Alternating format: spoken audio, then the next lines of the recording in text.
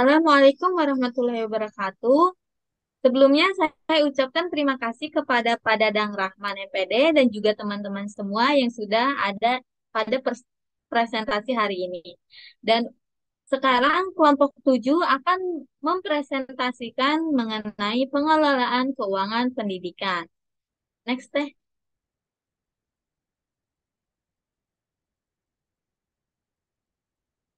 Nah, untuk anggotanya sendiri ada Teh Alfijra Jumia Iskandar dengan NPM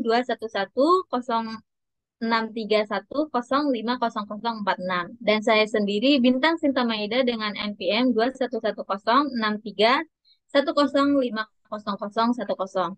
Next teh. Untuk pembahasannya kita akan membahas mengenai konsep dan teori, prinsip, kebijakan, implementasi dan tujuan. Next.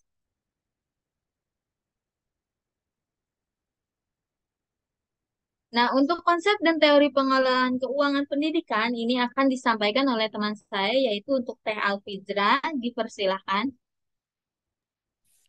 Baik, terima kasih kepada Teh Bintang selaku moderator pada presentasi kali ini. Di sini saya akan membahas tentang konsep dan teori pengelolaan keuangan pendidikan. Yang pertama ada konsep.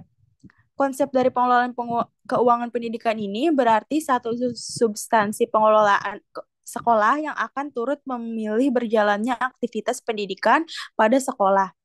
Sebagaimana yang terjadi pada substansi pengelolaan pendidikan pada umumnya, aktivitas pengelolaan keuangan dilakukan melalui proses perencanaan, pengorganisasian, pengarahan, pengkoordinasian, supervisi, atau pengendalian. Boleh di next, Teh? Selanjutnya ada teori. Beberapa kegiatan pengelolaan keuangan yaitu memperoleh serta menetapkan sumber-sumber pendanaan, pemanfaatan dana, pelaporan, investigasi, serta pertanggungjawaban dari Lipham tahun 1985 dan Kate tahun 1991. Yang kedua, pengelolaan keuangan ialah tindakan pengurusan dan ketatausahaan keuangan yang meliputi pencatatan, perencanaan, pelaksanaan, pertanggungjawaban, serta pelaporan dari Depdiknas tahun 2000. Dan terakhir, pengelolaan keuangan meliputi A. Perencanaan finansial atau aktivitas mengkoordinir seluruh sumber daya yang tersedia untuk mencapai target yang diinginkan secara sistematik tanpa pengaruh samping yang merugikan. B. Pelaksanaan atau implementation involves counting, yaitu aktivitas sesuai rencana yang sudah dibuat. C, yaitu evaluasi, yaitu proses evaluasi terhadap pencapaian tujuan dari Jones tahun 1985. Boleh di next, Teh? Nah, selanjutnya lokasi observasi.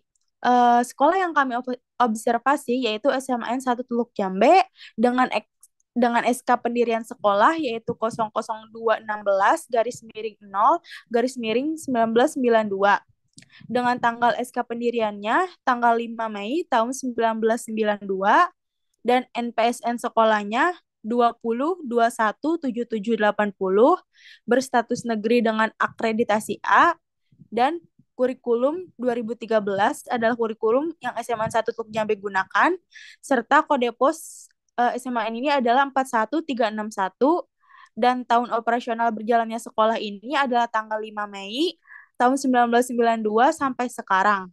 Alamatnya beralamat di Jalan Ronggo Waluyo, Sirnabaya, Kecamatan Teluk Jambe Timur, Kabupaten Karawang, Jawa Barat. Boleh di next, Teh? Selanjutnya ada kebijakan keuangan atau regulasi nasional, provinsi, kabupaten kota, sekolah SMN 1 Teluk Jambe. Menurut hasil penelitian kami, kebijakan yang pertama itu pengelolaan keuangan iuran mahasiswa baru yang masuk meliputi biaya sarana dan prasarana, biaya kegiatan, tetapi sudah tidak ada lagi SPP di SMAN 1 Teluk Jambe. Yang kedua, biaya kegiatan dan studi dibebankan setiap tahun ajaran baru, dan biaya konsumsi dan ekstrakurikuler adalah opsional. Biaya ekstrakurikuler dibayarkan setiap ada kegiatan di SMAN 1 Teluk Jambe. Untuk mencapai tujuan PMU yaitu menyukseskan pelaksanaan kurikulum 2013.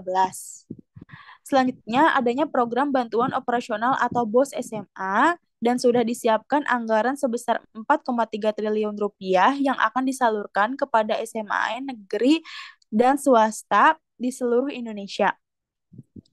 Adanya juga pengawasan dari proses pelaksanaan dana BOS dan evaluasi kegiatan serta pelaporan dana dari BOS. Next teh. Selanjutnya, proses perencanaan, pengorganisasian, pelaksanaan, dan pengontrolan sumber daya organisasi untuk mencapai tujuan organisasi secara efektif dan efisien, dan memanfaatkan dana yang ada serta baik dan optimal, serta harus berdasarkan kegiatan pendidikan yang ditetapkan. Selalu mengawasi berbagai kegiatan antar bidang secara harmonis untuk mencapai tujuan-tujuan pendidikan. Mengembangkan perilaku transparansi dan akuntabilitas dari pemanfaatan keuangan pendidikan yang sesuai dengan ketentuan perundang-undangan yang berlaku. Dari semua kebijakan-kebijakan ini dilakukan untuk tujuannya. Tujuan utama ini adalah yang pertama, menjamin semua digunakan dengan baik agar dana yang tersedia dipergunakan secara baik untuk kegiatan harian sekolah. Yang kedua, merawat barang-barang atau aset sekolah. Dan tujuan terakhir adalah menjaga agar dari pemasukan dan pengeluaran diketahui dan dilaksanakan. Boleh di next nih. Selanjutnya ada implementasi. Pada hasil penelitian pada sekolah SMAN 1 Teluk Jambe ini yang kami observasi, ada dua implementasi. Yang pertama itu pada sistem manajemen keuangan pendidikan SMAN 1 Teluk Jambe. Prosesnya itu yang pertama perencanaan keuangan SMAN 1 Teluk Jambe, terus dilanjut dengan pelaksanaan keuangan SMAN 1 Teluk Jambe, dan yang terakhir itu pengawasan dan pertanggungjawaban keuangan SMAN 1 Teluk Jambe. Implementasi kedua yaitu pada pengelolaan dana BOS di SMAN 1 Teluk Jambe. Dilakukan dengan proses yang pertama itu perencanaan dana, selanjutnya pelaksanaan pengelolaan dana, pengawasan dan evaluasi dana, dan step terakhir yaitu pelaporan dana BOS SMAN 1 Teluk Jambe. Boleh di next teh?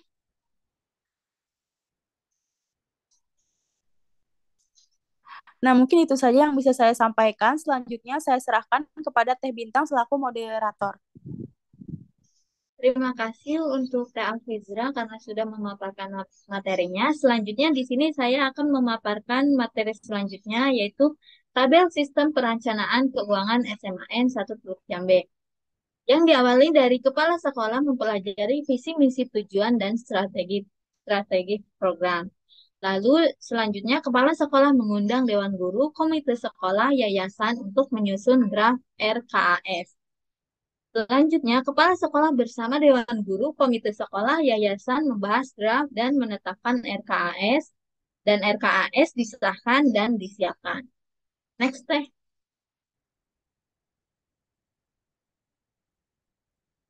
Nah, untuk tujuan pengelolaannya sendiri, yaitu untuk mencapai suatu tujuan yang telah dibuat, maka diperlukannya kreativitas kepala sekolah dalam menggali sumber-sumber dana, meningkatkan efektivitas serta efisien penggunaan keuangan sekolah, mempertinggi akuntabilitas dan transparansi keuangan sekolah, meminimalkan penyalahgunaan aturan sekolah, dan terakhir menetapkan bendaharawan yang menguasai pada pembukaan serta pertanggungjawaban keuangan serta memanfaatkannya secara tertentu dan sinkron dengan peraturan perundangan yang berlaku. Next step.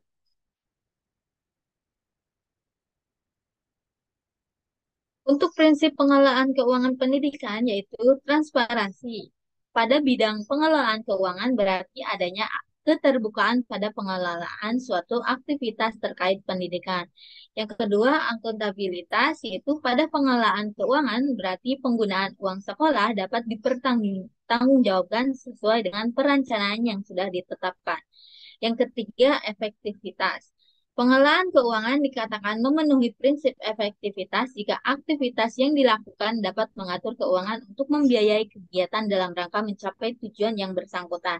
Dan yang terakhir adalah efisien. Efisien adalah perbandingan antara input dan hasil pada pengelolaan keuangan. Next, Teh. Nah, untuk kesimpulannya sendiri, pengelolaan keuangan mengacu pada pelaksanaan pengelolaan atau administrasi keuangan yang meliputi perencanaan pencatatan, perencanaan, penerapan, pertanggungjawaban, dan pelaporan. Dengan demikian, pengelolaan keuangan sekolah dapat dipahami sebagai rangkaian kegiatan untuk mengatur keuangan sekolah dari aspek perencanaan keuangan sekolah, pembukuan, pengeluaran, pengawasan, dan pertanggungjawaban. Melalui kegiatan pengelolaan keuangan, kebutuhan dana untuk kegiatan sekolah dapat direncanakan, bersumber, dicatat secara transparan, dan digunakan untuk mendanai pelaksanaan kegiatan sekolah serta efektif dan efisien. Oleh karena itu, tujuan pengelolaan keuangan adalah untuk meningkatkan efektivitas dan efisien penggunaan keuangan sekolah, meningkatkan akuntabilitas dan transparansi keuangan sekolah, serta meminimalkan penyalahgunaan tata tertib sekolah. Pengelolaan keuangan sekolah perlu dimulai dengan perencanaan yang terbaik karena perencanaan akan menjadi peta atau pedoman dalam pengelolaan keuangan sekolah. Pengelolaan keuangan juga perlu menerapkan prinsip-prinsip dan dalam pelaksanaannya harus berjalan sesuai rencana dan harus transparan, efektif, efisien, dan akuntabel. Nah, segitu saja yang dapat kami sampaikan untuk pemaparan materinya. Mohon maaf jika ada kesalahan atau salah-salah kata.